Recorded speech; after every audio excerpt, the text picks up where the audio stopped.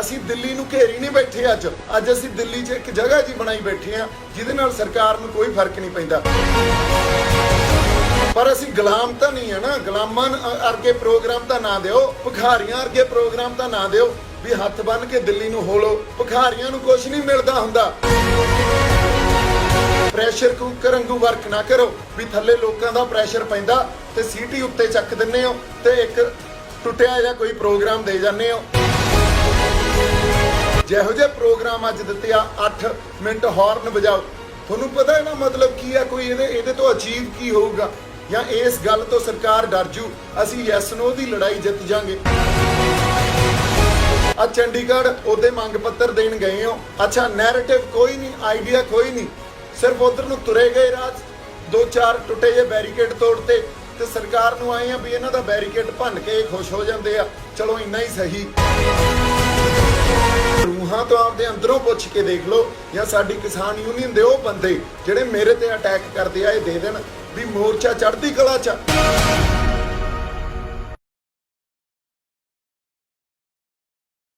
ਵਾਹਿਗੁਰੂ ਜੀ ਕਾ ਖਾਲਸਾ, ਵਾਹਿਗੁਰੂ ਜੀ ਕੀ ਫਤਿਹ।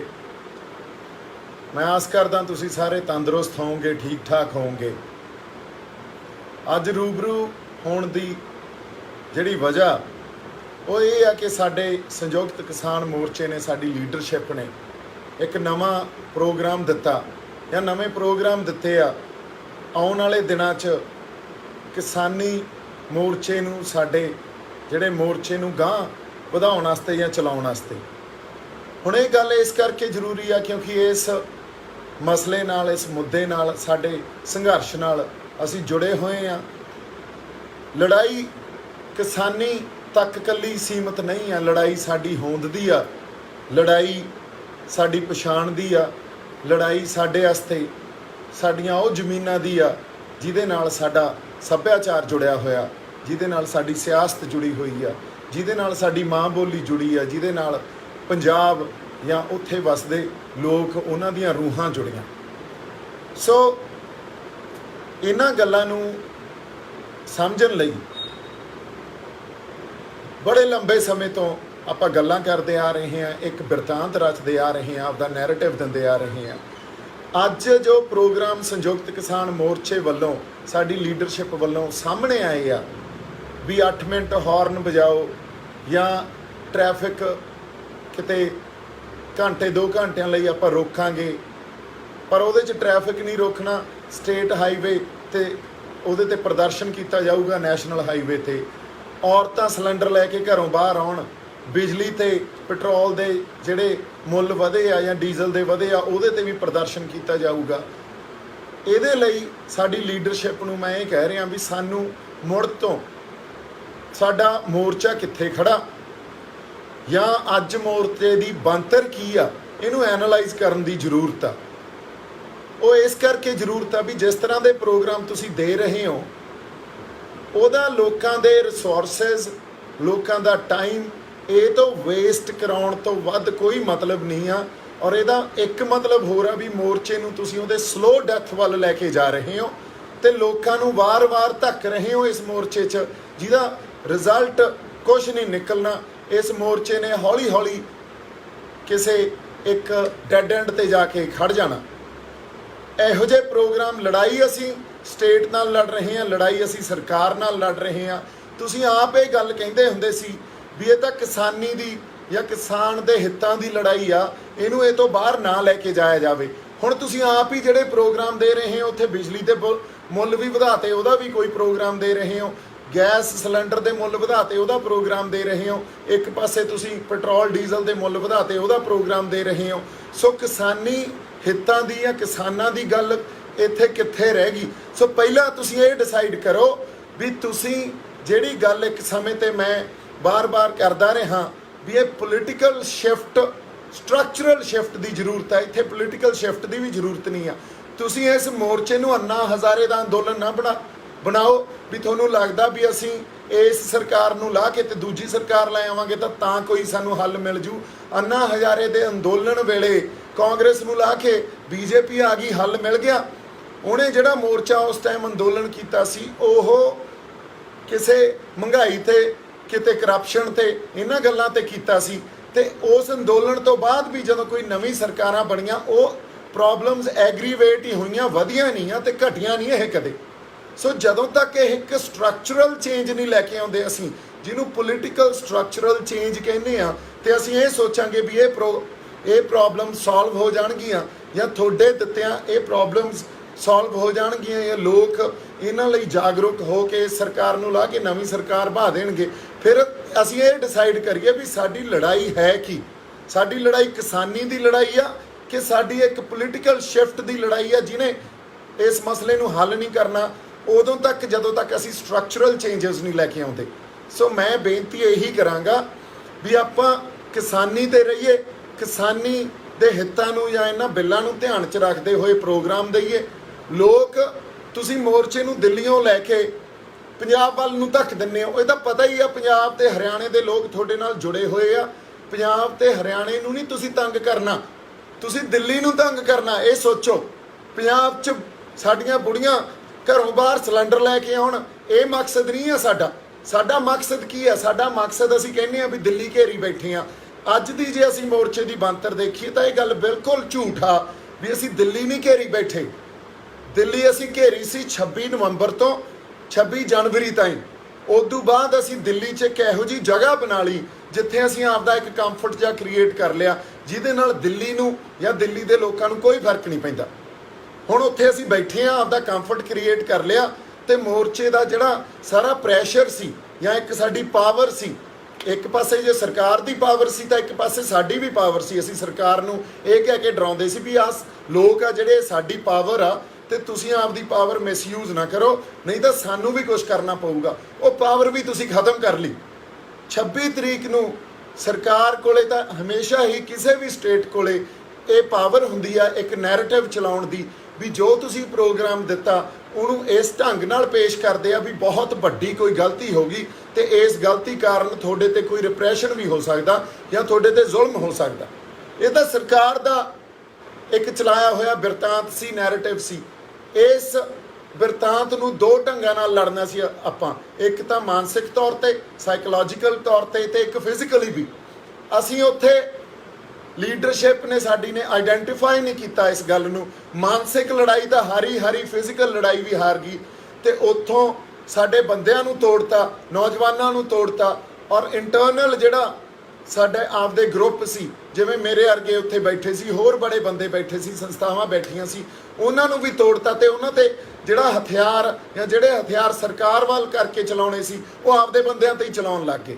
ਸੋ ਤੁਸੀਂ ਜਿਹੜੀ ਇੱਕ ਆਪਦੀ ਪਾਵਰ ਸੀ ਨਾ ਲੋਕਾਂ ਦੀ ਉਹ ਖੋਹ ਲਈ ਔਰ ਲੋਕਾਂ ਨੇ ਜਾਂ ਇਸ ਮੋਰਚੇ ਨੇ ਉਦੋਂ ਤੱਕ ਰਿਵਾਈਵ ਨਹੀਂ ਹੋਣਾ ਜਦੋਂ ਤੱਕ ਤੁਸੀਂ ਆਪਦੀਆਂ ਗਲਤੀਆਂ ਨੂੰ ਆਈਡੈਂਟੀਫਾਈ ਨਹੀਂ ਕਰੋਗੇ। ਜਦੋਂ ਤੱਕ ਤੁਸੀਂ ਅੱਜ ਮੋਰਚੇ 'ਚ ਜੋ ਅਸੀਂ ਖੜੇ ਕਿੱਥੇ ਆ, ਸਾਡੀ ਪਾਵਰ ਕਿੱਥੇ ਆ, ਉਹਨੂੰ ਆਈਡੈਂਟੀਫਾਈ ਨਹੀਂ ਕਰੋਗੇ, ਉਦੋਂ ਤੱਕ ਜੇ ਅਸੀਂ ਕਹੀਏ ਮੋਰਚੇ ਨੂੰ ਰਿਵਾਈਵ ਕਰ ਲਾਂਗੇ ਤਾਂ ਇਹ ਸਾਡੀ ਖੁਸ਼ਫਹਿਮੀ ਆ।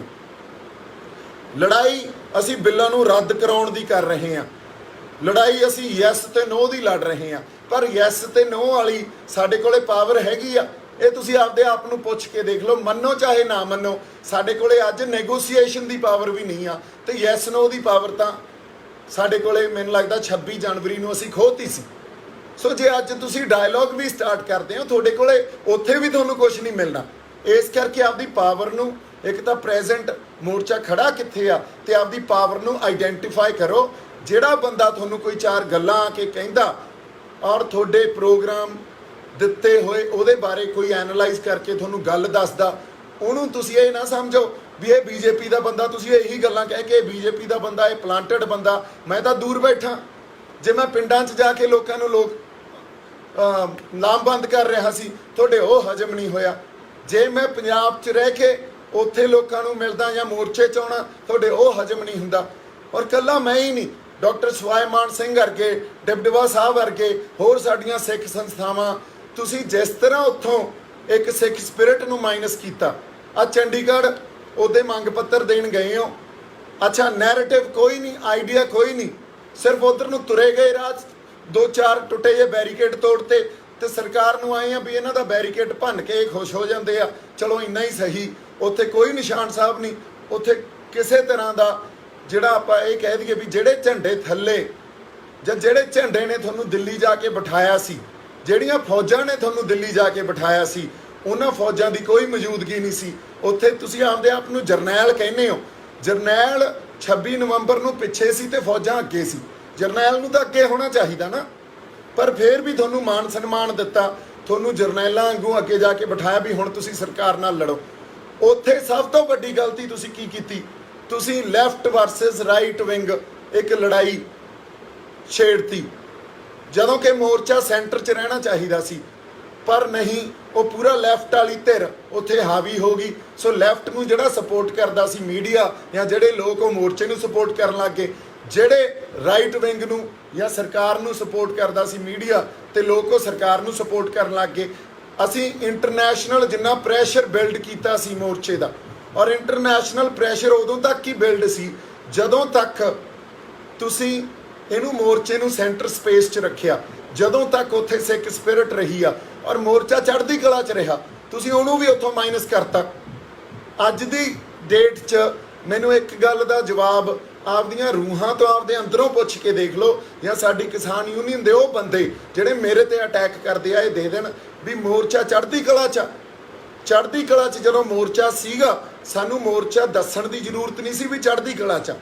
ਮੈਂ ਇਹ ਗੱਲਾਂ ਤਾਂ ਕਰ ਰਿਹਾ, ਉਹ ਸਾਡਾ ਸਾਂਝਾ ਮੋਰਚਾ, ਸਾਡੇ ਸਾਂਝੇ ਸਟੇਕਸ ਇਨਵੋਲਡ ਆ। ਸਾਨੂੰ ਇੱਕ ਐਨਾਲਾਈਜ਼ ਕਰਨੀ ਚਾਹੀਦੀ ਆ, ਗੱਲ ਨੂੰ ਪੜਚੋਲ ਕਰਨੀ ਚਾਹੀਦੀ ਆ। ਉਸ ਤੋਂ ਬਾਅਦ ਇਹਨੂੰ ਮੋਰਚੇ ਨੂੰ ਰਿਵਾਈਵ ਕਰਨ ਵਾਸਤੇ ਗਾਂਹ ਨੂੰ ਤੁਰਨਾ ਚਾਹੀਦਾ। ਜਿਹੋ ਜਿਹੇ ਪ੍ਰੋਗਰਾਮ ਅੱਜ ਦਿੱਤੇ ਆ, 8 ਮਿੰਟ ਹਾਰਨ ਵਜਾਓ, ਤੁਹਾਨੂੰ ਪਤਾ ਇਹਦਾ ਮਤਲਬ ਕੀ ਆ? ਕੋਈ ਇਹਦੇ ਤੋਂ ਅਚੀਵ ਕੀ ਹੋਊਗਾ? ਜਾਂ ਇਸ ਗੱਲ ਤੋਂ ਸਰਕਾਰ ਡਰ ਜੂ ਅਸੀਂ ਯੈਸ ਨੋ ਦੀ ਲੜਾਈ ਜਿੱਤ ਜਾਾਂਗੇ?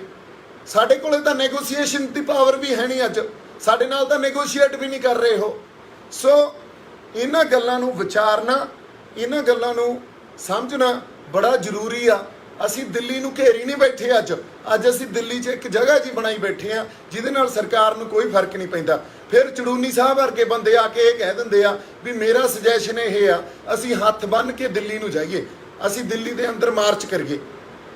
ਬਾਈ ਜੀ, ਗੱਲ ਇਹ ਆ ਵੀ ਅਸੀਂ ਪੀਸਫੁਲ ਮੋਰਚਾ ਚਲਾ ਰਹੇ ਹਾਂ, ਚਲੋ ਮੰਨ ਲਈ ਗੱਲ, ਪਰ ਅਸੀਂ ਗੁਲਾਮ ਤਾਂ ਨਹੀਂ ਆ ਨਾ। ਗੁਲਾਮਾਂ ਵਰਗੇ ਪ੍ਰੋਗਰਾਮ ਤਾਂ ਨਾ ਦਿਓ, ਭਿਖਾਰੀਆਂ ਵਰਗੇ ਪ੍ਰੋਗਰਾਮ ਤਾਂ ਨਾ ਦਿਓ ਵੀ ਹੱਥ ਬੰਨ੍ਹ ਕੇ ਦਿੱਲੀ ਨੂੰ ਹੋ ਲਓ। ਭਿਖਾਰੀਆਂ ਨੂੰ ਕੁਝ ਨਹੀਂ ਮਿਲਦਾ ਹੁੰਦਾ, ਬੈਗਰਸ ਕਾਂਟ ਬੀ ਚੂਜ਼ਰਸ। ਸੋ ਹੱਕ ਲੈਣੇ ਪੈਂਦੇ ਹੁੰਦੇ ਆ। ਹੱਕ ਕਦੇ ਵੀ ਸਰਕਾਰ ਨਹੀਂ ਦਿੰਦੀ, ਸਾਨੂੰ ਕਦੇ ਵੀ ਆਪਦੀ ਵਿਕਟਰੀ ਉਹ ਨਹੀਂ ਦੇਊਗੀ, ਸਾਨੂੰ ਆਪਦੀ ਵਿਕਟਰੀ ਆਪ ਕ੍ਰੀਏਟ ਕਰਨੀ ਪਊਗੀ। ਜੇ ਤੁਸੀਂ ਉੱਥੇ ਪੀਸਫੁਲ ਦਾ ਮਤਲਬ ਵੀ ਉਹਦਾ ਮਿਸਇੰਟਰਪ੍ਰੇਟ ਕਰਦੇ ਹੋ ਤਾਂ ਇਹਦਾ ਲੀਡਰਸ਼ਿਪ ਨੂੰ ਸੋਚਣੀ ਚਾਹੀਦੀ ਆ ਗੱਲ। ਮੇਰੇ ਖਿਆਲ 'ਚ ਪ੍ਰੋਗਰਾਮ ਉਹ ਦਿਓ ਜਿਹਦੇ ਨਾਲ ਇੱਕ ਵਾਰੀ ਫੇਰ ਨੌਜਵਾਨ ਵਰਗ ਤੁਹਾਡੇ ਨਾਲ ਜੁੜੇ, ਜਿਹਦੇ ਨਾਲ ਨੌਜਵਾਨੀ ਜਿਹੜੀ ਨੌਜਵਾਨੀ ਨੇ ਇਸ ਮੋਰਚੇ 'ਚ ਰੰਗ ਬੰਨੇ ਸੀ, ਜਿਹਨੇ ਇਸ ਮੋਰਚੇ 'ਚ ਇੱਕ ਗਲੈਮਰ ਪੈਦਾ ਕੀਤਾ ਸੀ, ਜਿਹੜਾ ਇੱਕ ਸਾਡਾ ਪ੍ਰੈਸ਼ਰ ਗਰੁੱਪ ਸੀ ਸਰਕਾਰ ਤੇ, ਉਸ ਅਕੋਰਡਿੰਗਲੀ ਪ੍ਰੋਗਰਾਮ ਦੇਣੇ ਚਾਹੀਦੇ ਆ। ਤੁਸੀਂ ਪ੍ਰੈਸ਼ਰ ਕੁੱਕਰ ਵਾਂਗੂ ਵਰਕ ਨਾ ਕਰੋ ਵੀ ਥੱਲੇ ਲੋਕਾਂ ਦਾ ਪ੍ਰੈਸ਼ਰ ਪੈਂਦਾ ਤੇ ਸੀਟੀ ਉੱਤੇ ਚੱਕ ਦਿੰਦੇ ਹੋ ਤੇ ਇੱਕ ਟੁੱਟਿਆ ਜਾਂ ਕੋਈ ਪ੍ਰੋਗਰਾਮ ਦੇ ਜਾਂਦੇ ਹੋ ਤੇ ਉਸ ਪ੍ਰੋਗਰਾਮ ਤੇ ਲੋਕਾਂ ਨੂੰ ਵੀ ਇਹ ਆ ਵੀ ਅਸੀਂ ਦੇਤੇ ਪ੍ਰੋਗਰਾਮ, ਹੁਣ ਆ ਕਰੀਏ ਆਪਾਂ। ਉਹਦੇ ਨਾਲ ਹੋਣਾ ਕੁਛ ਨਹੀਂ। ਅਸੀਂ ਆਪਦੀ ਜਿਹੜੀ ਇਹ ਕਹਿ ਲਓ ਵੀ ਸਲੋ ਡੈਥ ਵੱਲ ਵੱਧ ਰਹੇ ਹਾਂ, ਇੱਕ ਡੈਡ ਐਂਡ ਤੇ ਜਾ ਕੇ ਖੜੇ ਹੋ ਜਾਾਂਗੇ। ਆਪਦੇ ਰਿਸੋਰਸਿਸ ਵੇਸਟ ਕਰ ਰਹੇ ਹਾਂ। ਅਸੀਂ ਕਿੰਨਾ ਪੈਸਾ ਵੇਸਟ ਕਰਤਾ ਉੱਥੇ, ਕਿੰਨਾ ਟਾਈਮ ਵੇਸਟ ਕਰਤਾ। ਅਸੀਂ ਉੱਥੇ ਸਾਰਾ ਸਿਆਲ ਲੰਘਾਤਾ, ਸਾਰੀ ਗਰਮੀ ਲੰਘਾਤੀ, ਸਾਡੇ ਪੱਲੇ ਕੀ ਪਿਆ? ਇਹ ਐਗਜ਼ਾਮਪਲਸ ਨਾ ਦਿਓ ਵੀ ਮੋਰਚੇ ਤਾਂ 2-2 ਸਾਲ ਚੱਲਦੇ ਹੁੰਦੇ ਆ। ਅੱਜ ਦਾ ਜਿਹੜਾ ਯੁੱਗ ਆ ਨਾ, ਅੱਜ ਦਾ ਯੁੱਗ ਕਮਿਊਨੀਕੇਸ਼ਨ ਦਾ ਯੁੱਗ ਆ। ਅੱਜ ਦਾ ਯੋਗਾ ਜਿਹੜਾ ਉਹ ਬੜਾ ਫਾਸਟ ਆ। ਜਿੰਨੀ ਜਲਦੀ ਲੋਕ ਅਟੈਚ ਹੁੰਦੇ ਆ ਉਨੀ ਜਲਦੀ ਡਿਟੈਚ ਵੀ ਹੁੰਦੇ ਆ। ਸਰਕਾਰ ਤਾਂ ਚਾਹੁੰਦੀ ਆ ਵੀ ਇਹ ਹੌਲੀ ਹੌਲੀ ਡਿਟੈਚ ਹੋ ਜਾਣ ਤੇ ਮੋਰਚਾ ਇੱਥੋਂ ਖਤਮ ਹੋ ਜੇ, ਤੇ ਤੁਸੀਂ ਉਸ ਗੱਲ ਨੂੰ ਗਾਂਹ ਵਧਾਵਾ ਦੇ ਰਹੇ ਹੋ। 26 ਜਨਵਰੀ ਨੂੰ ਦੇਖੋ ਤੁਸੀਂ ਕਿਵੇਂ ਮਾਨਸਿਕ ਲੜਾਈ ਹਾਰੇ, ਕਿਵੇਂ ਫਿਜ਼ੀਕਲ ਲੜਾਈ ਹਾਰੇ, ਤੇ ਜਿਹੜੇ ਹਥਿਆਰ ਸਰਕਾਰ ਤੇ ਚਲਾਉਣੇ ਸੀ ਉਹ ਸਾਡੇ ਬੰਦਿਆਂ ਤੇ ਚਲਾਉਣ ਲੱਗ ਗਏ। ਤੁਹਾਡੇ ਕੋਲੇ ਕੀ ਅਧਿਕਾਰ ਸੀ ਵੀ ਤੁਸੀਂ ਉੱਥੋਂ ਬੰਦਿਆਂ ਦਾ ਸੋਸ਼ਲ ਬਾਈਕਾਟ ਦੀ ਕਾਲ ਦਿਓ? ਤੁਸੀਂ ਕਿਵੇਂ ਡਿਕਟੇਟਰ ਹੋ? ਡਿਕਟੇਟਰ ਤਾਂ ਮੋਦੀ ਆ, ਮੋਦੀ ਦੀ ਰਜੀਮ ਆ। ਫਿਰ ਇੱਕ ਡਿਕਟੇਟਰ ਬਣ ਕੇ ਤਾਂ ਡਿਕਟੇਟਰ ਨਾਲ ਨਾ ਲੜੋ ਨਾ। ਇੱਕ ਪਾਸੇ ਤਾਂ ਤੁਸੀਂ ਇਹ ਗੱਲ ਕਹਿ ਰਹੇ ਹੋ ਵੀ ਅਸੀਂ ਇੱਕ ਡੈਮੋਕ੍ਰੈਟਿਕ ਲੜਾਈ ਲੜ ਰਹੇ ਹਾਂ, ਇੱਕ ਡੈਮੋਕ੍ਰੈਟਿਕ ਮੀਨਸ ਦੇ ਅਕੋਰਡਿੰਗਲੀ ਲੜਾਈ ਲੜ ਰਹੇ ਹਾਂ। ਫਿਰ ਉੱਥੇ ਤੁਹਾਨੂੰ ਜੇ ਕੋਈ ਕ੍ਰਿਟਿਸਾਈਜ਼ ਕਰਦਾ ਜਾਂ ਉੱਥੇ ਤੁਹਾਨੂੰ ਕਿਸੇ ਢੰਗ 'ਚ ਕੋਈ ਵੱਖਰੀ ਤਰ੍ਹਾਂ ਦੀ ਸਲਾਹ ਦਿੰਦਾ, ਤੁਸੀਂ ਉਹਦੀ ਸਲਾਹ ਲੈਣ ਦੀ ਬਜਾਏ ਉਹਨੂੰ ਦੁਸ਼ਮਣ ਮੰਨ ਲੈਂਦੇ ਹੋ, ਉਹਨੂੰ ਬਦਨਾਮ ਕਰਦੇ ਹੋ, ਸਰਕਾਰ ਦੇ ਨਾਲ ਮਿਲ ਕੇ ਬਦਨਾਮ ਕਰਦੇ ਹੋ। ਸੋ ਡਿਕਟੇਟਰ ਬਣ ਕੇ ਜੇ ਤੁਸੀਂ ਕਹੋਗੇ ਸਰਕਾਰ ਨਾਲ ਲੜੋਗੇ ਜਾਂ ਉਹਨਾਂ ਬੰਦਿਆਂ ਨਾਲ ਲੜੋਗੇ ਵੀ ਜਿਹੜੇ ਡਿਕਟੇਟਰਸ਼ਿਪ ਆਪ ਕਰ ਰਹੇ ਆ, ਫਿਰ ਤਾਂ ਨਹੀਂ ਲੜਾਈ ਲੜੀ ਜਾਣੀ। ਇਹ ਤਾਂ ਉਹ ਗੱਲ ਹੋ ਗਈ ਵੀ ਇੱਕ ਮੋਦੀ ਰਜੀਮ ਆ ਜਾਂ ਮੋਦੀ ਅੰਪਾਇਰ ਆ, ਤੇ ਮੋਦੀ ਅੰਪਾਇਰ ਵੀ ਕਿਸੇ ਦੀ ਗੱਲ ਨਹੀਂ ਸੁਣਦੀ, ਉਹਨਾਂ ਨੂੰ ਵੀ ਕਿਸੇ ਦੀ ਪਰਵਾਹ ਨਹੀਂ। ਤੇ ਇੱਥੇ ਤੁਸੀਂ ਵੀ ਇੱਕ ਅੰਪਾਇਰ ਦੇ ਅੰਡਰ ਅੰਪਾਇਰ ਚਲਾ ਰਹੇ ਹੋ, ਤੁਹਾਨੂੰ ਵੀ ਕਿਸੇ ਦੀ ਗੱਲ ਨਹੀਂ ਸੁਣਨੀ ਪਸੰਦ, ਤੇ ਤੁਸੀਂ ਵੀ ਕਿਸੇ ਦੀ ਪਰਵਾਹ ਨਹੀਂ ਕਰਦੇ ਵੀ ਇੱਥੇ ਜੇ ਉਹੀ ਬੋਲੂ ਜਿਹਨੂੰ ਅਸੀਂ ਬੋਲਣ ਦੇਵਾਂਗੇ। ਇੱਕ ਪੁਲਿਸਿੰਗ ਚਲਾ ਰੱਖੀ ਆ ਉੱਥੇ, ਅਦਰਵਾਈਜ਼ ਸਟੇਜ ਤੋਂ ਫੜ ਕੇ ਲਾ ਦਿੰਦੇ ਹੋ, ਅਦਰਵਾਈਜ਼ ਉੱਥੇ ਉਹੀ ਬੈਠੂਗਾ ਜਿਹਨੂੰ ਤੁਸੀਂ ਚਾਹੋਗੇ, ਅਦਰਵਾਈਜ਼ ਬੰਦੇ ਮਾਰਨੇ ਪੈਣ, ਬੰਦਿਆਂ ਨੂੰ ਬਦਨਾਮ ਕਰਨਾ ਪਵੇ, ਬੰਦਿਆਂ ਤੇ ਆਪਦੇ ਦੁੱਖੀ ਤਿੱਖੀ ਦੇ ਬੰਦੇ ਜੇ ਲਾ ਕੇ ਉਹਨਾਂ ਦੇ ਅਗੇਂਸਟ ਇੰਟਰਵਿਊਜ਼ ਦੇਣੀਆਂ ਪੈਣ। ਜੇ 26 ਜਨਵਰੀ ਨੂੰ ਕੁਝ ਗਲਤ ਹੋਇਆ ਸੀ ਤਾਂ ਲੀਡਰਸ਼ਿਪ ਚੋਂ ਕੋਈ ਜੇਲ੍ਹ ਕਿਉਂ ਨਹੀਂ ਗਿਆ? ਹੋਰ ਕੋਈ ਬੰਦਾ ਮੋਹਰੀਆਂ ਚੋਂ ਜੇਲ੍ਹ ਕਿਉਂ ਨਹੀਂ ਗਿਆ? ਕੱਲਾ ਦੀਪ ਸਿੱਧੂ ਜੇਲ੍ਹ ਜਾ ਕੇ ਆਇਆ, ਇਹ ਕਿਉਂ ਬਈ? ਇਸ ਕਰਕੇ ਕਿਉਂਕਿ ਉਹ ਸਿਰਫ ਸਰਕਾਰ ਦਾ ਚਲਾਇਆ ਹੋਇਆ ਨੈਰੇਟਿਵ ਸੀ। ਤੁਸੀਂ ਆਪਦਾ ਬੰਦਾ ਅੰਦਰ ਕਰਾਇਆ, ਜੇ ਤੁਸੀਂ ਖੜ ਜਾਂਦੇ ਤੁਹਾਡਾ ਬੰਦਾ ਅੰਦਰ ਨਹੀਂ ਹੋਣਾ ਸੀ। ਚਲੋ ਕੋਈ ਗੱਲ ਨਹੀਂ, ਮੈਂ ਅੰਦਰ ਜਾ ਆਇਆ, ਪਰ ਬਾਕੀਆਂ ਦੀਆਂ ਜਿਵੇਂ ਬਾਹਰੋਂ ਬਾਹਰ ਬੇਲਾਂ ਹੋਈਆਂ, ਉਹ ਇਸ ਕਰਕੇ ਹੋਈਆਂ ਵੀ ਉੱਥੇ ਗਲਤ ਕੁਛ ਨਹੀਂ ਹੋਇਆ ਸੀ। ਉਹ ਇਸ ਕਰਕੇ ਨਹੀਂ ਹੋਈਆਂ ਵੀ ਉਹ ਮੋਦੀ ਦੇ ਬੰਦੇ ਆ, ਤਾਂ ਉਹਨਾਂ ਨੇ ਕੁਛ ਗਲਤ ਨਹੀਂ ਕੀਤਾ ਤੇ ਗਲਤ ਕੁਛ ਵੀ ਨਹੀਂ ਹੋਇਆ ਸੀ। ਸਾਡੇ ਜੁਗਰਾਜ ਦੀ ਬੇਲ ਵੀ ਬਾਹਰੋਂ ਬਾਹਰ ਹੋ ਗਈ, ਦੇਖ ਲਓ ਤੁਸੀਂ, ਜਿਹੜੇ ਬੰਦੇ ਨੇ ਖਾਲੀ ਪੋਲ ਤੇ ਜਾ ਕੇ ਝੰਡਾ ਲਾਇਆ। ਇਹਦਾ ਮਤਲਬ ਕਾਨੂੰਨ ਵੀ ਇਹ ਕਹਿੰਦਾ ਵੀ ਅਸੀਂ ਗਲਤ ਕੁਛ ਨਹੀਂ ਕੀਤਾ ਸੀ, ਉਹ ਜੱਜ ਵੀ ਮੰਨ ਗਈ।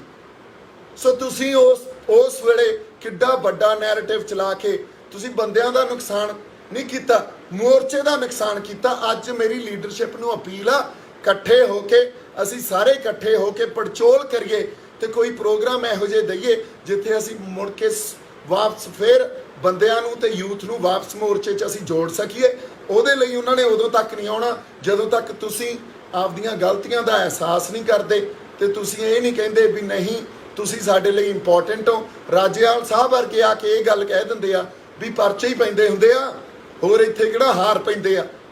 ਬਾਈ ਜੀ, ਇਹ ਇਨਸੈਂਸਿਟਿਵ ਗੱਲਾਂ ਹੁੰਦੀਆਂ, ਗੱਲਾਂ ਨੂੰ ਸਮਝੋ। ਇੱਕ ਲੀਡਰਸ਼ਿਪ ਤੋਂ ਬੰਦਾ ਹਮੇਸ਼ਾ ਇਹ ਚਾਹੁੰਦਾ ਵੀ ਉਹਦੀ ਪਿੱਠ ਤੇ ਇੱਕ ਥਾਪੀ ਦਿੱਤੀ ਜਾਵੇ ਵੀ ਕੋਈ ਨਹੀਂ ਯਾਰ, ਤੂੰ ਸਾਡਾ ਸੋਲਜਰ ਆ ਤੇ ਅਸੀਂ ਖੜੇ ਆ ਨਾਲ। ਇੰਨੀ ਗੱਲ ਹੀ ਹੁੰਦੀ ਆ, ਹੋਰ ਕੁਛ ਨਹੀਂ।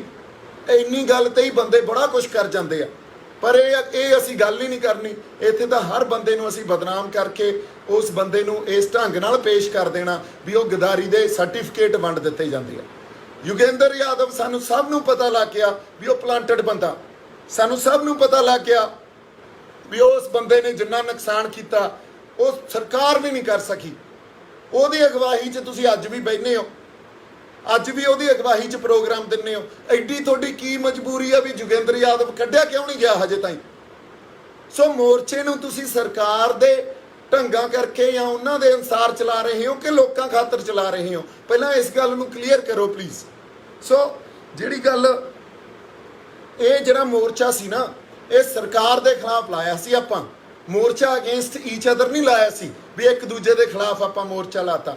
ਮੇਰੀ ਤੁਹਾਨੂੰ ਬੇਨਤੀ ਆ, ਜਿਹੜੀ ਸਰਕਾਰ ਦੇ ਖਿਲਾਫ ਆਪਾਂ ਮੋਰਚਾ ਲਾਇਆ, ਇਹਨੂੰ ਉਸ ਸਰਕਾਰ ਦੇ ਖਿਲਾਫ ਹੀ ਲੜਾਈ 'ਚ ਸਾਨੂੰ ਲੱਗਣਾ ਚਾਹੀਦਾ, ਆਪਦੇ ਇੱਕ ਦੂਜੇ ਦੇ ਖਿਲਾਫ ਨਹੀਂ ਲੜਾਈ ਲੜਨੀ ਚਾਹੀਦੀ। ਅਗਲੀ ਗੱਲ, ਮੈਂ ਜਿਹੜੀ ਇੱਕ ਗੱਲ ਹੋਰ ਕਰਦਾ ਵੀ ਇੰਟਰਨਲ ਕੌਨਫਲਿਕਟ ਹਰ ਤਰ੍ਹਾਂ ਦੇ ਮੋਰਚਿਆਂ 'ਚ ਹੁੰਦੇ ਆ।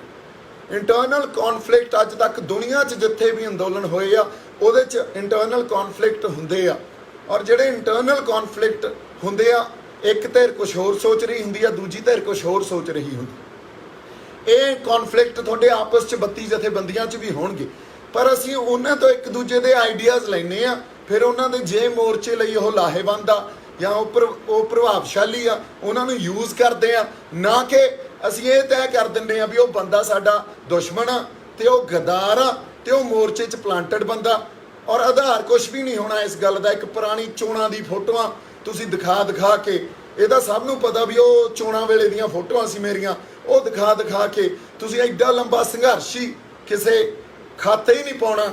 ਤੇ ਉਹ ਬੰਦੇ ਨੂੰ ਇਸ ਢੰਗ ਤੱਕ ਸਰਕਾਰ ਨੇ ਵੀ ਅੱਜ ਇਨਕਮ ਟੈਕਸ ਤੋਂ ਲੈ ਕੇ ਅੱਜ ਮਿਊਨਿਸਪਲ ਕਾਰਪੋਰੇਸ਼ਨ ਤੋਂ ਲੈ ਕੇ NIA ਤੋਂ ਲੈ ਕੇ ਹੋਰ ਕ੍ਰਾਈਮ ਬ੍ਰਾਂਚ ਤੋਂ ਲੈ ਕੇ ਉਹ ਇੰਨਾ ਤੰਗ ਕਰ ਰੱਖਿਆ ਵੀ ਉਹਨੂੰ ਪਹਿਲਾਂ ਤਾਂ ਬਦਨਾਮ ਕਰ ਦਿਓ, ਫਿਰ ਇਹਨੂੰ ਆਈਸੋਲੇਟ ਕਰ ਦਿਓ, ਤੰਗ ਕਰ ਦਿਓ, ਤਾਂ ਕਿ ਇਹ ਤੰਗ ਹੋ ਕੇ ਇਹ ਕਹੇ ਵੀ ਯਾਰ ਮੈਂ ਤਾਂ ਇਕੱਲਾ ਰਹਿ ਗਿਆ, ਤੁਸੀਂ ਹੁਣ ਐ ਤਾਂ ਹੀ ਮਰਾਓ ਆਪਦੀ। ਨਵੇਂ ਬੰਦੇ ਨੂੰ ਤੁਸੀਂ ਖੜਾ ਹੀ ਨਹੀਂ ਕਰਨ ਦੇਣਾ, ਉਹਨੂੰ ਸਪੇਸ ਹੀ ਨਾ ਦੇਣਾ। ਇਹ ਤੁਹਾਡਾ ਜਿਹੜਾ ਇੱਕ ਢੰਗ ਬਣਿਆ ਹੋਇਆ ਨਾ, ਇਹ ਸੈਕਟੇਰੀਅਨ ਜਿਹੜੇ ਬਣੇ ਹੋਏ ਹੋ ਤੁਸੀਂ, ਇਹ ਪੰਜਾਬ ਦਾ ਨੁਕਸਾਨ ਕਰਾ ਰਹੀ ਹੈ ਗੱਲ। ਅੱਜ ਪੰਜਾਬ 'ਚ ਨਵੀਆਂ ਪੋਲੀਟੀਕਲ ਪਾਰਟੀਆਂ ਆ ਕੇ ਕਿਸੇ ਲੜਨ ਵਾਲੀ, ਚੋਣਾਂ ਲੜਨ ਵਾਲੀ ਧਿਰ ਨੇ ਇਹ ਗੱਲ ਨਹੀਂ ਕਹੀ ਵੀ ਅਸੀਂ ਜੇ ਸਾਡੀ ਸਰਕਾਰ ਬਣੀ ਤਾਂ ਅਸੀਂ ਕਿਸਾਨ ਬਿੱਲਾਂ ਨੂੰ ਰੱਦ ਕਰਾਵਾਂਗੇ ਜਾਂ ਇਸ ਲੜਾਈ 'ਚ ਤੁਹਾਡਾ ਸਾਥ ਦੇਵਾਂਗੇ। ਕਿਸੇ ਨੇ ਨਹੀਂ ਕਹੀ। ਲਓ ਸਾਨੂੰ ਗੱਲਾਂ ਕੀ ਕਰੀ ਜਾਂਦੇ ਆ ਕਿ ਤੁਹਾਨੂੰ ਸਿੱਖ ਚਿਹਰਾ ਦੇਵਾਂਗੇ ਜਿਹੜਾ CM ਹੋਊਗਾ। ਸਿੱਖ ਚਿਹਰਾ ਤਾਂ ਸਾਡਾ PM ਵੀ ਰਿਹਾ, ਸਿੱਖ ਚਿਹਰਾ ਤਾਂ ਸਾਡਾ ਰਾਸ਼ਟਰਪਤੀ ਵੀ ਰਿਹਾ, ਉਦੋਂ ਹੋਮ ਮਿਨਿਸਟਰ ਵੀ ਰਿਹਾ, ਔਰ ਉਦੋਂ ਤਾਂ ਸਾਡੇ ਤੇ ਜੈਨੋਸਾਈਡ ਹੋਇਆ। ਸਿੱਖ ਚਿਹਰਾ ਜਦੋਂ ਰਾਸ਼ਟਰਪਤੀ ਸੀ, ਸਾਡਾ ਹੋਮ ਮਿਨਿਸਟਰ ਸੀ। ਸੋ ਸਿੱਖ ਚਿਹਰਾ ਸਾਨੂੰ ਦਿਓਗੇ, ਇਹਦੇ ਨਾਲ ਕੋਈ ਫਰਕ ਨਹੀਂ ਪੈਂਦਾ। ਉਹ ਪੰਜਾਬ ਹਤੈਸ਼ੀ ਹੈ ਕਿ ਨਹੀਂ ਆ, ਉਹ ਪੰਜਾਬ ਦੇ ਹੱਕਾਂ ਦੀ ਗੱਲ ਕਰਦਾ ਕਿ ਨਹੀਂ ਆ। ਉਹ ਚਾਹੇ ਕੋਈ ਡਾਕਟਰ ਗਾਂਧੀ ਵਰਗਾ ਹਿੰਦੂ ਚਿਹਰਾ ਹੀ ਹੋਵੇ ਤਾਂ ਵੀ ਕੋਈ ਫਰਕ ਨਹੀਂ ਪੈਂਦਾ। ਸੋ ਗੱਲ ਸਿੱਖ ਜਾਂ ਹਿੰਦੂ ਦੀ ਨਹੀਂ ਆ, ਇੱਥੇ ਪੰਜਾਬ ਹਤੈਸ਼ੀ ਦੀ ਗੱਲ ਹੋ ਰਹੀ ਆ। ਇਹ ਜਿਹੜੀਆਂ ਪਾਰਟੀਆਂ ਆ ਕੇ ਅੱਜ ਤੁਹਾਨੂੰ 300 ਯੂਨਿਟ ਅਸੀਂ ਫ੍ਰੀ ਬਿਜਲੀ ਦੇ ਦੇਵਾਂਗੇ, ਅਸੀਂ ਤੁਹਾਨੂੰ ਆਟਾ ਦਾਲ ਦੇਵਾਂਗੇ, ਰਾਸ਼ਨ ਦੇਵਾਂਗੇ, ਸਾਨੂੰ ਇਹ ਲਾਲਚ ਦੇਈ ਜਾਂਦੇ ਆ। ਬਾਈ ਜੀ ਸਾਨੂੰ ਕੁਝ ਫ੍ਰੀ ਨਹੀਂ ਚਾਹੀਦਾ। ਤੁਸੀਂ ਆ ਕਰੋ, ਲੋ ਕੇਜਰੀਵਾਲ ਨੂੰ ਕਹਿ ਦਿਓ ਤੂੰ ਦਿੱਲੀ ਦਾ ਚੀਫ ਮਿਨਿਸਟਰ ਆ, ਦਿੱਲੀ ਤੇਰੇ ਅੰਡਰ। ਅੱਜ ਜਿੰਨਾ ਪਾਣੀ ਦਿੱਲੀ ਨੂੰ ਸਾਡਾ ਗਿਆ, ਜਿੰਨਾ ਉਹਦਾ ਪੈਸਾ ਬਣਦਾ ਸਾਡਾ ਉਹੀ ਦੇ ਦਿਓ, ਸਾਨੂੰ ਹੋਰ ਕੁਝ ਨਹੀਂ ਚਾਹੀਦਾ। ਅਸੀਂ ਆਪੇ ਬਿਜਲੀ ਜਾਂ ਤਾਂ ਪੈਦਾ ਕਰ ਲਾਂਗੇ ਜਾਂ ਖਰੀਦ ਲਾਂਗੇ। ਤੂੰ ਸਾਨੂੰ ਭਿਖਾਰੀ ਬਣਾਏਂਗਾ? ਯਾਰ ਤੁਹਾਨੂੰ ਪਤਾ ਤੁਸੀਂ ਕਿਹੜੀ ਕੌਮ ਨਾਲ ਮੱਥਾ ਲਾਈ ਬੈਠੇ ਹੋ? ਆ ਜਿਹੜੀਆਂ 2-4 ਤੁਸੀਂ ਆਟੇ ਬੋਰੀ ਦੀਆਂ ਥੈਲੀਆਂ ਭਰੀ ਬੈਠੇ ਹੋ, ਸਾਰੀ ਉਮਰ ਤਾਂ ਤੁਹਾਨੂੰ ਖਵਾਈ ਗਏ। ਤੁਸੀਂ ਸਾਨੂੰ ਰਾਸ਼ਨ ਫ੍ਰੀ ਦਿਓਗੇ, ਸਾਨੂੰ ਬਿਜਲੀ ਫ੍ਰੀ ਦਿਓਗੇ, ਸਾਰੀ ਉਮਰ ਹੋ ਗਈ ਤੁਹਾਨੂੰ ਸਾਨੂੰ ਲੁੱਟਦਿਆਂ ਨੂੰ, ਸਾਡੇ ਪੰਜਾਬ ਦੇ ਰਿਸੋਰਸਿਸ ਨੂੰ ਲੁੱਟਦਿਆਂ ਨੂੰ। ਸਾਡਾ ਧਰਤੀ ਨੂੰ, ਸਾਡੇ ਲੋਕਾਂ ਨੂੰ, ਸਾਡੇ ਪੰਜਾਬ ਨੂੰ ਤੁਸੀਂ ਕਲੋਨੀਅਲ ਸਟੇਟ ਬਣਾ ਰੱਖਿਆ। ਜਿਵੇਂ ਅੰਗਰੇਜ਼ ਇਸ ਦੇਸ਼ ਨੂੰ ਚਲਾਉਂਦੇ ਸੀ, ਇਹ ਖਿੱਤੇ ਨੂੰ ਚਲਾਉਂਦੇ ਸੀ ਵੀ ਇੱਥੋਂ ਲੁੱਟ ਖਸੁੱਟ ਕਰੋ, ਉਵੇਂ ਹੀ ਤੁਸੀਂ ਸਾਡੇ ਪੰਜਾਬ ਨਾਲ ਵਤੀਰਾ ਕਰਦੇ ਹੋ ਵੀ ਇਹ ਕਾਲੋਨੀ ਆ ਸਾਡੀ, ਇਹ ਸਾਡਾ ਹਿੱਸਾ ਨਹੀਂ ਆ, ਇਹਦੇ ਰਿਸੋਰਸਿਸ ਨੂੰ ਲੁੱਟੋ। ਇੱਥੇ ਜਿਹੜੇ ਨੈਚੁਰਲ ਰਿਸੋਰਸਿਸ ਆ ਉਹਨਾਂ ਨੂੰ ਵੀ ਲੁੱਟੋ, ਇੱਥੇ ਹਿਊਮਨ ਰਿਸੋਰਸਿਸ ਨੂੰ ਵੀ ਲੁੱਟੋ। ਸੋ ਤੁਸੀਂ ਕਿਹੜੀਆਂ ਪੋਲੀਟੀਕਲ ਪਾਰਟੀਆਂ ਦੀਆਂ ਗੱਲ ਕਰਦੇ ਹੋ? ਫਿਰ ਕਹਿੰਦੇ ਆ, ਅੱਛਾ ਬੜੇ ਲੋਕ ਇਹ ਗੱਲ ਕਹਿੰਦੇ ਆ ਵੀ ਦੀਪ ਸਿੱਧੂ ਜਿਹੜਾ ਉਹਦੀ ਸਮਝ ਨਹੀਂ ਆਉਂਦੀ। ਸਮਝ ਤੁਹਾਨੂੰ ਕਿੱਥੋਂ ਆਵੇ? ਦੀਪ ਸਿੱਧੂ ਦੀ ਸਮਝ ਉਹਨੂੰ ਆਊਗੀ ਜਿਹੜਾ ਪੋਲੀਟੀਕਲ ਸਟਰਕਚਰਲ ਚੇਂਜ ਦੀ ਗੱਲ ਕਰੂਗਾ, ਜਿਹੜਾ ਇਹ ਕਹੂਗਾ ਜਦੋਂ ਤੱਕ ਅਸੀਂ ਪੂਰਾ ਇੱਥੇ ਸ਼ਿਫਟ ਨਹੀਂ ਲੈ ਕੇ ਆਉਂਦੇ, ਇੱਕ ਸਟਰਕਚਰਲ ਸ਼ਿਫਟ। ਆ ਜਿਹੜੀਆਂ ਪਾਰਟੀਆਂ ਜੀਆਂ ਫਿਰਦੀਆਂ BJP, ਕਾਂਗਰਸ, ਅਕਾਲੀ, ਆਮ ਆਦਮੀ ਪਾਰਟੀ, ਇਹਨਾਂ ਤੋਂ ਖਹਿੜਾ ਨਹੀਂ ਛਡਾਉਂਦੇ, ਉਦੋਂ ਤੱਕ ਜੇ ਅਸੀਂ ਕਹੀਏ ਵੀ ਉੱਥੇ ਕੋਈ ਅਸੀਂ ਭਲਾ ਕਰ ਦਾਂਗੇ, ਉਹ ਨਹੀਂ ਹੋ ਸਕਦਾ। ਥੋੜੇ ਦਿਨਾਂ ਬਾਅਦ ਆਪਾਂ 2-3-4 ਗੱਲਾਂ ਹੋਰ ਕਰਨੀਆਂ ਬੜੀਆਂ ਜ਼ਰੂਰੀ ਆ। ਥੋੜੇ ਦਿਨਾਂ ਬਾਅਦ ਇੱਕ ਪੋਲੀਟੀਕਲ ਆਈਡੀਆ ਜੋ ਪੰਜਾਬ ਦਾ ਹੋਣਾ ਚਾਹੀਦਾ ਉਹ ਮੈਂ ਜਨਤਕ ਕਰੂੰਗਾ। ਉਸ ਪੋਲੀਟੀਕਲ ਆਈਡੀਏ ਨਾਲ ਜਿਹੜਾ ਮਰਜ਼ੀ ਲੀਡਰ ਖੜਦਾ ਹੋਵੇ, ਜਿਹੜੀ ਮਰਜ਼ੀ ਪਾਰਟੀ ਖੜਦੀ ਹੋਵੇ, ਨੈਸ਼ਨਲ ਪਾਰਟੀ ਤੋਂ ਬਿਨਾਂ, ਉਹ ਪਾਰਟੀ ਨੂੰ ਆਪਾਂ ਆਉਣ ਵਾਲੀਆਂ ਚੋਣਾਂ 'ਚ ਕਹਾਂਗੇ ਵੀ ਬਾਈ ਜੀ ਅਸੀਂ ਤੁਹਾਡੇ ਨਾਲ ਆ। ਉਹਦੇ 'ਚ ਸਾਡੇ ਪਾਣੀਆਂ ਦਾ ਮਸਲਾ ਹੋਊ, ਉਹਦੇ 'ਚ ਸਾਡਾ ਪ੍ਰਵਾਸ ਹੋਊ, ਉਹਦੇ 'ਚ ਸਾਡਾ ਜਿਹੜਾ ਇਹ ਕਹਿ ਲਓ ਵੀ ਖੁਦ ਮੁਖਤਿਆਰੀ ਦਾ ਮਸਲਾ ਹੋਊਗਾ, ਵੱਧ ਅਧਿਕਾਰਾਂ ਦੀ ਗੱਲ ਹੋਊਗੀ। ਸੋ ਜੋ ਪੰਜਾਬ ਦੇ ਮਸਲੇ ਆ ਅਸੀਂ ਉਸ ਜਾਂ ਉਹਦੇ 'ਚ ਸਾਡੀ ਮਾਂ ਬੋਲੀ ਦਾ ਮਸਲਾ ਹੋਊਗਾ, ਉਹਦੇ 'ਚ ਸਾਡੇ ਇਨਵਾਇਰਨਮੈਂਟ ਦਾ ਮਸਲਾ ਹੋਊਗਾ। ਅਸੀਂ ਕਿਸਾਨੀ ਦੀ ਜ਼ਮੀਨਾਂ ਨੂੰ ਤਾਂ ਬਚਾਈ ਜਾਂਦੇ ਆ। ਅੱਜ ਦੇ ਟਾਈਮ ਸਾਰੀਆਂ ਜਿਹੜੀਆਂ ਵੱਡੀਆਂ ਇਨਵਾਇਰਨਮੈਂਟਲ ਏਜੰਸੀਜ਼ ਆ ਉਹਨਾਂ ਨੇ ਇਹ ਗੱਲ ਕਹਿਤੀ ਵੀ ਆਉਣ ਵਾਲੇ 10 ਸਾਲਾਂ 'ਚ ਪੰਜਾਬ ਕੋਲੇ ਪਾਣੀ ਨਹੀਂ ਹੋਣਾ। ਇਸ ਗੱਲ ਦੀ ਲੜਾਈ ਕਿਸ ਬੰਦੇ ਨੇ ਲੜੀ ਆ? ਜ਼ਮੀਨਾਂ ਬਚਾ ਕੇ ਕੀ ਕਰ ਲਾਂਗੇ ਜਦੋਂ ਉਹਨੇ ਬਾਣੀ ਮਾਰੂਥਲ ਜਾਣਾ, ਉਹਨੇ ਡੈਜ਼ਰਟ ਬਣ ਜਾਣਾ। ਸੋ ਸਾਨੂੰ ਇਨਵਾਇਰਨਮੈਂਟ ਕਿੱਡਾ ਵੱਡਾ ਖਤਰਾ, ਇਹਨੂੰ ਸਾਨੂੰ ਆਇਡੈਂਟੀਫਾਈ ਨਹੀਂ ਕਰ ਸਕੇ। ਇਸ ਗੱਲ ਤੇ ਅਸੀਂ ਫੇਰ ਆਪਣੀ ਨਿੱਜ ਦੀ ਲੜਾਈ ਲੜੀ ਜਾਂਦੇ ਆ ਵੀ ਜ਼ਮੀਨਾਂ ਬਚਾ ਲਓ। ਤੁਹਾਨੂੰ ਉੱਠਣਾ ਪਊਗਾ, ਇੱਕ ਕਲੈਕਟਿਵ ਕੌਨਸ਼ੀਅਸਨੈਸ ਪੈਦਾ ਕਰਨੀ ਪਊਗੀ। ਸਾਡੀ ਕੌਮ 'ਚ ਕਲੈਕਟਿਵ ਕੌਨਸ਼ੀਅਸਨੈਸ ਪੈਦਾ ਕਰਨੀ ਪਊਗੀ। ਜਦੋਂ ਤੱਕ ਸਾਡੇ ਕੋਲੇ ਕਲੈਕਟਿਵ ਕੌਨਸ਼ੀਅਸਨੈਸ ਨਹੀਂ ਪੈਦਾ ਹੋਊਗੀ ਸਾਡੇ 'ਚ, ਉਦੋਂ ਤੱਕ ਜੇ ਅਸੀਂ ਕਹੀਏ ਵੀ ਅਸੀਂ ਆਪਦੇ ਮਸਲਿਆਂ ਨੂੰ ਨਜਿੱਠ ਲਾਂਗੇ ਜਾਂ ਪੰਜਾਬ ਨੂੰ ਦੁਬਾਰਾ ਅਸੀਂ ਸਿਰਜ ਲਾਂਗੇ, ਇਹ ਨਹੀਂ ਹੋ ਸਕਦਾ। ਸੋ ਪਲੀਜ਼ ਕਲੈਕਟਿਵ ਕੌਨਸ਼ੀਅਸਨੈਸ ਤੇ ਗੱਲ ਕਰੋ। ਇੱਕ ਸਮੂਹਿਕ ਚੇਤਨਾ ਤੇ ਗੱਲ ਕਰੋ, ਉਹਦੇ ਲਈ ਕੁਛ ਆਪਾਂ ਯਤਨ ਕਰੀਏ। ਬੜੀਆਂ ਗੱਲਾਂ ਮੈਂ ਤੁਹਾਡੇ ਨਾਲ ਕਰਤੀਆਂ। ਅਗਲੀ ਗੱਲ ਜਿਹੜੀ ਮੈਂ ਕਰੂੰਗਾ ਵੀ ਠੀਕ ਆ, ਇੱਕ ਬਿਰਤਾਂਤ ਸ਼ੰਭੂ ਮੋਰਚੇ ਤੋਂ ਲੈ ਕੇ ਅੱਜ ਤੱਕ ਇੱਕ ਨੈਰੇਟਿਵ ਮੈਂ ਥਰੋ ਕੀਤਾ, ਰਚਿਆ, ਇਹ ਫੈਲਿਆ ਵੀ ਆ। ਇਦੋਂ ਬਾਅਦ ਅਗਲੀ ਜਿਹੜੀ ਲੋੜ ਆ ਹੁਣ ਇੱਕ ਸਟਰਕਚਰ ਬਣਾਉਣ ਦੀ ਆ, ਤੇ ਮੈਨੂੰ ਐਂ ਲੱਗਦਾ ਵੀ ਇੱਕ ਸਟਰਕਚਰ ਮੈਨੂੰ ਬਣਾਉਣਾ ਪੈਣਾ, ਇੱਕ ਸਟਰਕਚਰ ਸਿਰਜਣਾ ਪੈਣਾ ਜਿਹੜਾ ਸਾਡੇ ਪੰਜਾਬ ਦਾ ਯੂਥ ਆ ਜਾਂ ਸਾਡੇ ਜਿਹੜੇ ਸੁਹਿਰਦ ਲੋਕ ਆ ਜਿਨ੍ਹਾਂ ਦੀਆਂ ਜ਼ਮੀਰਾਂ ਜਾਗਦੀਆਂ, ਜਿਹੜੇ ਉਹਨਾਂ ਬੰਦਿਆਂ ਲਈ ਉਹ ਸਟਰਕਚਰ ਪੈਦਾ ਕਰਨਾ ਪੈਣਾ। ਸੋ ਆਉਣ ਵਾਲੇ ਸਮੇਂ 'ਚ ਮੈਂ ਇਹਨਾਂ ਗੱਲਾਂ ਤੇ ਕੰਮ ਕਰ ਰਿਹਾ। ਬਾਕੀ ਮੋਰਚੇ ਦੀ ਮੈਂ ਇੱਕ ਵਾਰੀ ਫੇਰ ਇਹ ਗੱਲ ਕਰਦਾ, ਬੜੀਆਂ ਗੱਲਾਂ ਕਿਸਾਨੀ ਮੋਰਚੇ ਨੂੰ ਲੈ ਕੇ ਕਰਨ ਦੀਆਂ। ਲੀਡਰਸ਼ਿਪ ਨੂੰ ਬੇਨਤੀ ਆ, ਹਜੇ ਵੀ ਐਨਲਾਈਜ਼ ਕਰੋ, ਆਈਡੈਂਟੀਫਾਈ ਕਰੋ ਸਾਡੀ ਪਾਵਰ ਨੂੰ। ਅਸੀਂ ਆਪਦੀ ਪਾਵਰ ਜਦੋਂ ਤੱਕ ਸਰਕਾਰ ਨੂੰ ਨਹੀਂ ਦਿਖਾਉਂਦੇ, ਉਦੋਂ ਤੱਕ ਜੇ ਅਸੀਂ ਕਹੀਏ ਵੀ ਇਹ ਅਸੀਂ ਬਿੱਲਾਂ ਨੂੰ ਰੱਦ ਕਰਾਉਣ ਵਾਲੀ ਲੜਾਈ ਲੜ ਲਾਂਗੇ ਤਾਂ ਅਸੀਂ ਨਹੀਂ ਲੜ ਸਕਦੇ। ਜੇ ਅਸੀਂ ਜਦੋਂ ਤੱਕ ਆਪਦੇ ਲੋਕਾਂ ਨੂੰ ਇਸ ਮੋਰਚੇ ਨੂੰ ਰਿਵਾਈਵਲ ਨਹੀਂ ਕਰਦੇ, ਜੇ ਅਸੀਂ ਇਹ ਕਹੀਏ ਵੀ ਮੋਰਚਾ ਚੜ੍ਹਦੀ ਕਲਾ 'ਚ ਆ, ਇਹ ਸਾਨੂੰ ਪਤਾ ਵੀ ਆਪਦੇ ਆਪ ਨਾਲ ਧੋਖਾ ਕਰਨ ਵਾਲੀ ਗੱਲ ਆ। ਅਗਲੀ ਗੱਲ, ਅਸੀਂ ਸਾਈਕੋਲੋਜੀਕਲ ਵਾਰ ਜਿਹੜੀ ਹਾਰੀ ਬੈਠੇ ਆ, ਉਹ ਸਾਈਕੋਲੋਜੀਕਲ ਜਿਹੜਾ ਇੱਕ ਸਾਡੇ ਕੋਲੇ ਐਡਵਾਂਟੇਜ ਸੀ, ਜਾਂ ਇੱਕ ਜਿਹੜਾ ਤੁਸੀਂ ਇਹ ਕਹਿ ਲਓ ਇਸ ਵਾਰ 'ਚ ਸਾਡੇ ਕੋਲੇ ਜਿਹੜਾ ਐਡਵਾਂਟੇਜ ਸੀ, ਉਹ 26 ਨਵੰਬਰ ਤੋਂ 26 ਜਨਵਰੀ ਤੱਕ ਸੀ। 26 ਜਨਵਰੀ ਤੁਹਾਡੀ ਆਪਦੀ ਗਲਤੀ ਨੇ ਉਹ ਐਡਵਾਂਟੇਜ ਸਾਡੇ ਤੋਂ ਖੋਹ ਕੇ ਸਰਕਾਰ ਵਾਲੇ ਪਾਸੇ ਕਰਤਾ।